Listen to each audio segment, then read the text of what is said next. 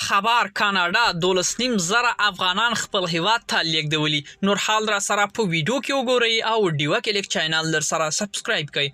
په سلامونو محرکري کوم کاناډا چارواکي وایي چې په افغانستان کې له واکمنېدو وروسته له دغه هیواد څخه 12,000 افغانان ایستلي دي. یاد هیواد کډوالو چارو وزیر فریزر تیر ورځ په خپل ټویټر کې لیکلي چې د یادو کسانو په افغانستان کې له کاناډا سره اوږه په اوږه کار کړی دی.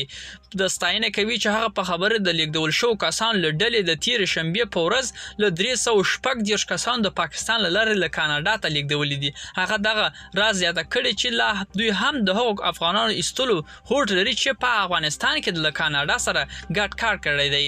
نوموړي داسې مهال کاناډا ته د افغانانو لیږدولو خبرې کوي چې له ټولو هغو کسانو چې له هیواد څخه وتلي بیرته راګرځېدو غوښتنه کوي.